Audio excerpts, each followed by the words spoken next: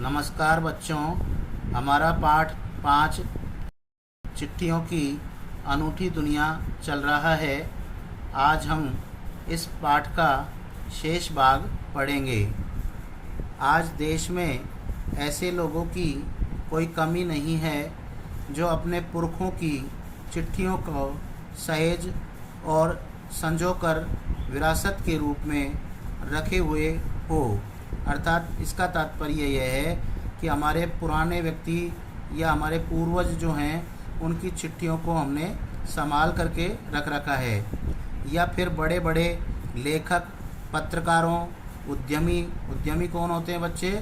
जो उद्योगपति होते हैं, कवि, प्रशासक यानी कि जो प्रशासन का कार्य करते हैं, सन्यासी या किसान, इनकी पत्र रचनाएं अपने आप में अनुसंधान का विषय है। अर्थात हम देखें तो आज भी इनकी रचनाएं हमारे पास में रखी हुई हैं, जिसे हम पढ़ करके आगे कुछ ज्ञान प्राप्त कर सकते हैं और उसके अलावा नए नए अनुसंधान कर सकते हैं, नई खोज कर सकते हैं। अगर आज जैसे संचार साधन होते तो पंडित नेहरू अपनी पुत्री इंदिरा गांधी को फ़ोन करते, तब पिता के पत्र पुत्री के नाम नहीं लिखे जाते, जो देश के करोड़ों लोगों को प्रेरणा देते हैं, अर्थात वो प्रेरित करते हैं। तो ऐसे संचार के साधन पहले नहीं थे, अर्थात सूचनाएं जो है आदान प्रदान ऐसी नहीं होती थी। पत्रों को तो आप सहेज कर रख लेते हैं, अर्थात संभाल करके रख लेते हैं, पर एसएमएस किसे कहते हैं बच्चों? एसएमएस का नाम है लघु संदेश सेवा। जो आप मोबाइल में भेजते हो, इधर उधर आदान प्रदान करते हो, तो एसएमएस संदेशों को आप जल्दी ही भूल जाते हैं। कितने संदेशों को आप सहेज कर रख सकते हैं? अर्थात आज तक आप देखें तो कितने एसएमएस के जो संदेश हैं उनको आपने संभाल कर रख रखा है। तमाम महान हस्तियों की तो सबसे बड़ी यादगार या धरोहर उनके द्वारा लिखे गए पत्र ही हैं। भारत में इस श्रेणी में राष्ट्रपिता महात्मा गांधी को सबसे आगे रखा जा सकता है। दुनिया के तमाम संग्रहालय जहाँ पर कि इन पत्रों को संभाल करके रखा हुआ है, जानी मानी हस्तियों के पत्रों का अनूठा संकलन भी है, अर्थात वहाँ पर हमने इनको संग्रहालयों में संभाल करके रख रखा है।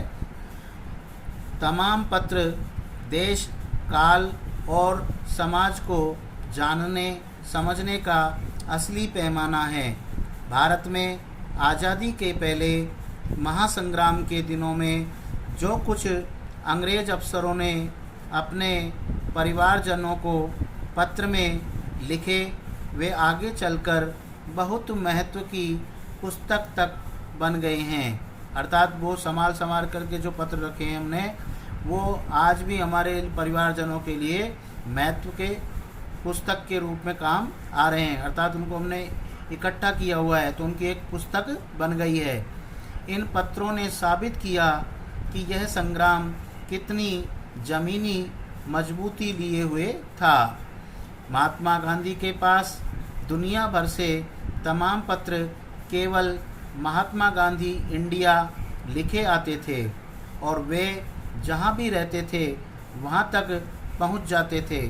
आज़ादी के आंदोलन की कई अन्य दिग्गज हस्तियों के साथ भी ऐसा ही था। गांधी जी के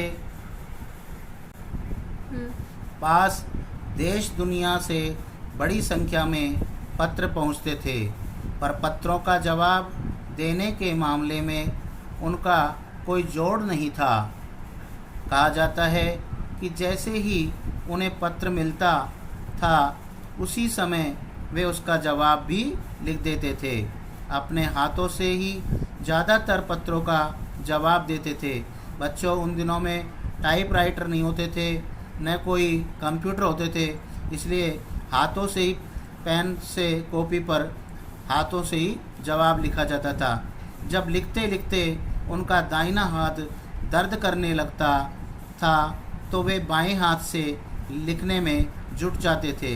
इस बात से पता चलता है कि महात्मा गांधी जी लिखने की कला में कितने निपुण थे। महात्मा गांधी ही नहीं, आंदोलन के तमाम नायकों के पत्र गांव-गांव में मिल जाते हैं। पत्र भेजने वाले लोग उन्हीं पत्रों को किसी प्रशस्ति पत्र से कम नहीं मानते हैं। अर्थात ये एक उनका ऐसा पत्र होता है जो उनकी प्रशंसा करता है, जो उनको सम्मान के रूप में दिया जाता है। और कई लोगों ने तो उन पत्रों को फ्रेम कराकर रख लिया है, अर्थात उसका फ्रेम लगवा करके उसको फ़ोटो की तरह जड़वा करके और अपने पास में रख रखा है अपनी याददाश्त के लिए कि भाई गांधी जी इस तरीके से लिखते थे, उनके शब्द ऐसे थे और उनकी राइटिंग ऐसी थी। यह है पत्रों का जादू। यही नहीं, पत्रों के आधार पर ही कई भाषाओं में जाने कितनी किताबें लिखी जा चुकी हैं। वास्तव में पत्र किसी दस्तावेज से कम नहीं है। दस्तावेज का मतलब क्या होता है बच्चों? प्रमाण संबंधी कागजात, अर्थात हम जो उसको संभाल करके रखते हैं तो भविष्य में हमारे लिए एक प्रमाण पत्र बन जाता है, या प्रमाण के लिए कि लोगों को दिखाने के लिए कि भाई पहले ऐसा होता था। पंत के 200 पत्र, बच्चन के नाम और निराला के पत्र हमको लिखो है कहा, तथा पत्रों के आईने में दयानंद सरस्वती समेत कई पुस्तकें आपको मिल जाएंगी। कहा जाता है कि प्रेमचंद खास तौर पर नए लेखकों को बहुत प्रेरक जवाब देते थे, तथा पत्रों के जवाब में वे बहुत मुस्तैद रहते थे कि भाई बहुत सारे उन्होंने जवाब लिखे और उसके मामले में वो तत्पर रहते थे। मुस्तैद का मतलब क्या होता है? तत्पर रहते थे। इसी प्रकार नेहरू और गांधी के लिखे गए रविंद्रनाथ टैगोर के पत्र भी बहुत प्रेरक हैं, हमको प्रेरणा प्रदान करते हैं, हमारा मार्गदर्शन करते हैं। महात्मा और कवि के नाम से महात्मा गांधी और रविंद्रनाथ टैगोर के बीच सन 1915 से 1941 के बीच के पत्राचार का संग्रह, अर्थात जो पत्रों का आदान प्रदान होता था उसका संग्रह, अर्थात उनको हमने इकट्ठा कर रखा है, वो प्रकाशित हुआ है, और जिसमें बहुत से नए तथ्यों और उनकी मनोदशा का लेखा जोखा मिलता है। पत्र व्यवहार की परंपरा भारत में बहुत पुरानी है, पर इसका असली विकास आज़ादी के बाद ही हुआ है। तमाम अर्थात समस्त सरकारी विभागों की तुलना में सबसे ज़्यादा गुडविल डाक विभाग की है। गुडविल का मतलब क्या होता है? ख्याति। गुडविल का तात्पर्य ख्याति अर्थात अच्छी छवि डाक विभाग की है। इसकी एक खास वजह यह भी है कि यह लोगों को जोड़ने का काम करता है, क्योंकि डाक विभाग के जो डाकी होते हैं वो पत्रों को एक स्थान से दूसरे स्थान पर पहुंचाने का कार्य करते हैं, तो लोग इससे जुड़ते हैं। घर घर तक इसकी पहुंच है। संचार के तमाम उन्नत साधनों के बाद भी चिट्ठी पत्री की हैसियत बरकरार है कि आज भी चाहे कितने ही संचार के साधन बन गए हैं, चाहे, लेकिन फिर भी आज भी चिट्ठी या पत्र जो है उनकी हैसियत या उनकी जो उनका जो दर्जा है वो आज भी बरकरार है, अर्थात मौजूद है।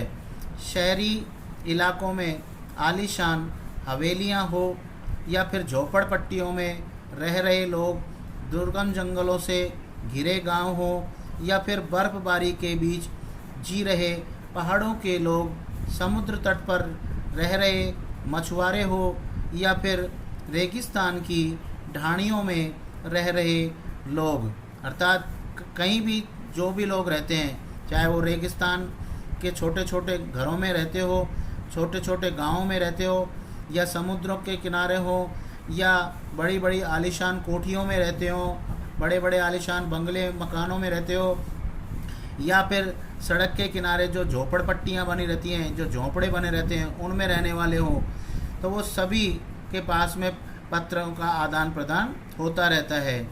आज भी खतों का मतलब पत्रों का, आज भी खतों का अर्थात पत्रों का ही सबसे अधिक बेसब्री से इंतज़ार रहता है। अर्थात आज भी लोग पत्रों का इंतज़ार बहुत करते हैं।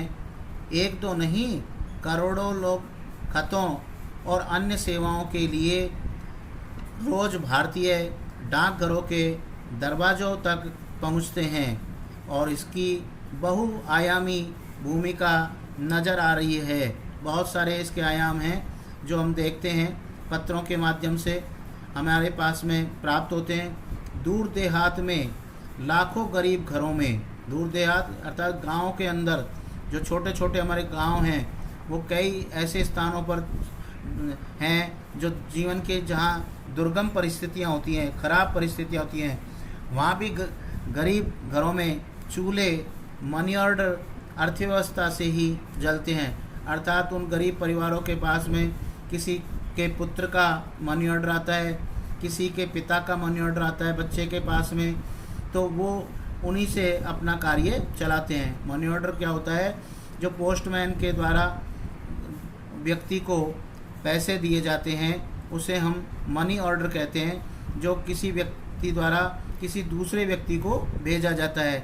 जैसे पिताजी कहीं सर्विस कर रहे हैं तो वो अपने बच्चे को शहर में पढ़ा रहे हैं, तो शहर में पिताजी उस बच्चे को मनी ऑर्डर के द्वारा पैसे भेजते हैं। गाँव या गरीब बस्तियों में चिट्ठी या मनी ऑर्डर लेकर पहुंचाने वाला डाकिया देवदूत के रूप में देखा जाता है।